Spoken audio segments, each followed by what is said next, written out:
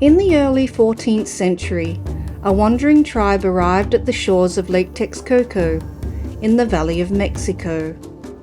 What they saw was a nightmare, a shallow, salty swamp infested with insects, with no dry land to build on and no soil to plow. Any other civilization would have moved on, but the Aztecs saw a canvas. Within 2 centuries, they transformed this wasteland into Tenochtitlan, a metropolis of 200,000 people that was cleaner, larger, and better fed than London or Paris at the time. Their secret wasn't magic, and it wasn't gold. It was a radical form of living engineering that turned the water itself into a machine. This is the story of the Chinampas.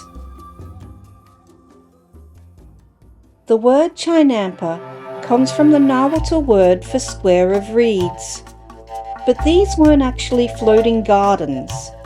They were manufactured islands. First, the engineers drove stakes into the lake bed to outline a long, narrow rectangle. Then, they wove fences of wattle between the stakes. Inside this cage, they layered aquatic vegetation, lake weeds, and rich volcanic mud dredged from the bottom of the lake. To prevent their new farm from washing away, they planted huejote, or bond-planned willows, at every corner. These living anchors grew rapidly, their roots interlocking deep into the lake bed, literally nailing the farm to the earth. While European farmers prayed for rain and struggled with exhausted soil, the Aztecs had created an agricultural cheat code. Because the gardens were surrounded by water, the plants had a constant subterranean supply of moisture. But the real genius was the mud.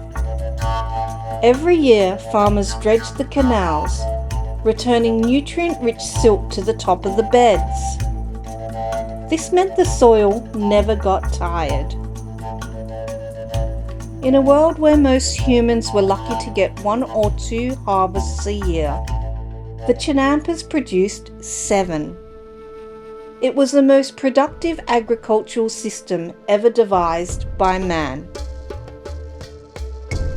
And they kept it running through a circular economy. The city's human waste, what we call night soil, wasn't dumped into the water. It was collected in canoes and used as high nitrogen fertilizer. In Tenochtitlan, nothing was wasted. Everything was recycled back into the breadbasket. This surplus of food changed the nature of power.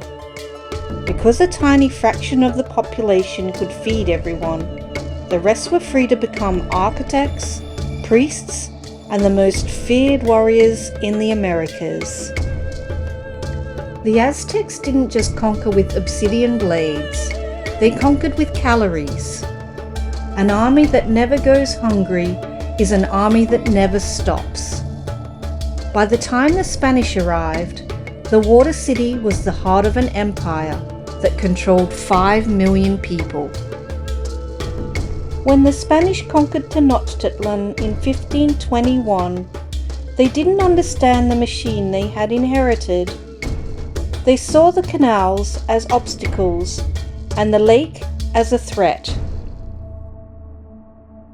They made a catastrophic environmental mistake. They drained the lakes. They replaced the sophisticated water city with a dry, European-style capital. Without the water to support them, the Chinampas withered. Today, Mexico City is literally sinking into the soft clay of that old lake bed, a ghost of the paradise that was destroyed. But the secret isn't entirely lost. In the district of Xochimilco, a few Chinampas still remain, and modern scientists are beginning to realize that the Aztecs might have had the answer to our future food crisis all along. As we look for ways to feed a growing planet without destroying our environment, the Forbidden Gardens of the Aztecs are no longer just a relic of archaeology. They are a blueprint for survival. The Aztecs built a paradise on a swamp. What could we build if we remembered their secrets? Thanks for watching.